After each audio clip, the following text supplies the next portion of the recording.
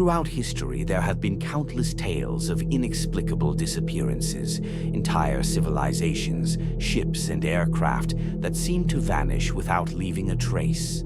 The story of the lost colony of Roanoke, the strange events in the Bermuda Triangle, and even more recent mysteries like Malaysia Airlines Flight 370 continue to captivate and haunt our imaginations. But one of the most chilling and lesser-known mysteries comes from the desolate wilderness of Canada's Northwest Territories, a story so strange and eerie that even skeptics struggle to explain it.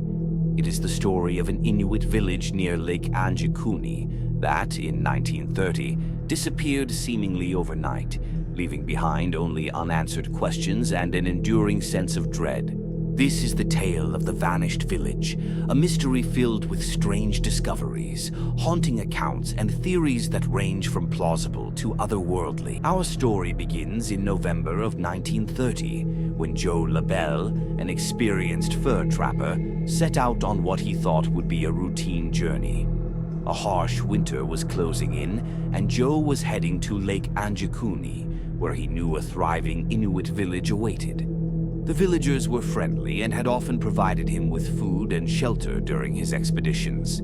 As Joe approached the village, he noticed something peculiar.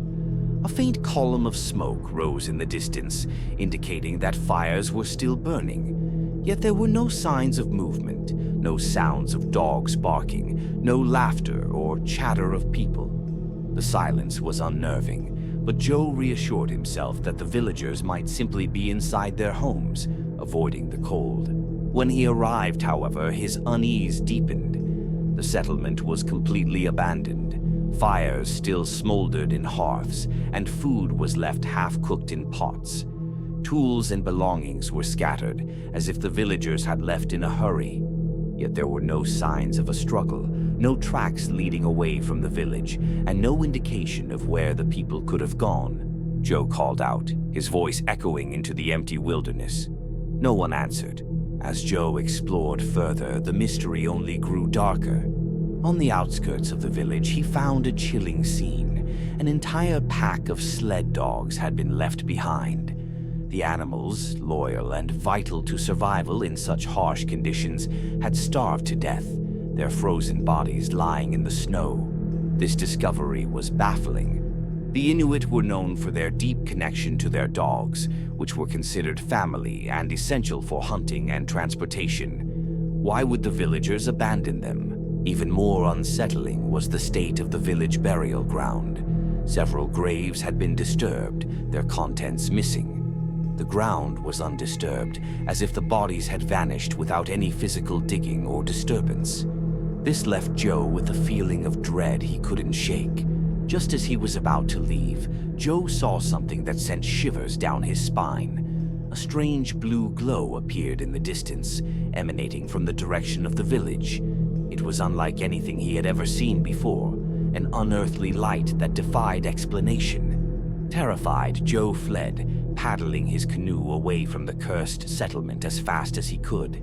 News of Joe LaBelle's encounter spread quickly, eventually reaching the Royal Canadian Mounted Police, RCMP. A team of officers was dispatched to investigate, braving the harsh terrain and freezing temperatures to reach Lake Anjikuni.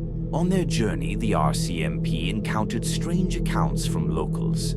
At a nearby trading post, an elderly Inuit man told them of an ancient legend, a malevolent spirit named Tornrock, who was said to punish those who angered the natural world. He claimed that Tornrock's wrath could manifest in snowstorms, sickness, and even the sudden disappearance of entire communities. Other locals reported strange phenomena in the area. Hunters spoke of hearing eerie, unidentifiable sounds at night, while some described seeing strange lights in the sky. One particularly chilling account came from a man who claimed to have found a child wandering alone in the wilderness. The boy was silent and unable to explain how he had survived or where he had come from. The RCMP also interviewed a trapper named Armand Laurent and his two sons. They told of witnessing strange blue lights in the night sky around the time the village was believed to have vanished. The lights moved in ways no natural phenomenon could explain, hovering, shifting shapes, and then darting off at impossible speeds. Laurent described one object as cylindrical, with a metallic sheen. It hovered for several minutes before transforming into a bullet-like shape and disappearing over the horizon, heading directly toward Lake Anjikuni. Could this strange object have something to do with the villagers' disappearance? Was it a UFO, as some theorists later suggested? When the RCMP finally reached the village, they found it just as Joe had described, eerily abandoned, with fires still smoldering and food left untouched. The sled dogs lay frozen in the snow, and the burial ground showed signs of unexplained disturbance. Despite their efforts, the RCMP could find no definitive answers. Their report concluded that there was no evidence of foul play, but they could not explain the disappearance of the villagers, the disturbed graves, or the strange lights reported in the area. Over the decades, many theories have emerged to explain the mystery of Lake Anjikuni: natural disaster or famine. Some believe the villagers may have fled due to a natural disaster, such as a sudden famine or extreme weather conditions. However, this does not explain why they left behind essential supplies or why there were no tracks indicating their departure.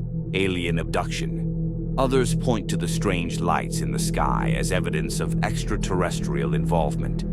Could a UFO have visited the village, taking its inhabitants away? Supernatural forces? Inuit folklore offers another possibility. According to legend, Tornrock and other spirits can exact vengeance on those who disrespect the natural world. Was the village cursed or swept away by supernatural forces? A hoax or misunderstanding? Skeptics argue that the story may have been exaggerated or even fabricated. Some suggest that the village was a temporary settlement and that its inhabitants simply moved on. The story of the vanished village of Lake Anjikuni remains one of the most haunting mysteries in Canadian history. Decades have passed, but the questions linger. What truly happened to the villagers? Was it a natural event, an act of human cruelty, or something beyond our understanding? As we explore the world's great mysteries, stories like this remind us of how much remains unknown and how little we truly understand about the forces that shape our world. What do you think happened to the Inuit village? Let us know your thoughts in the comments below.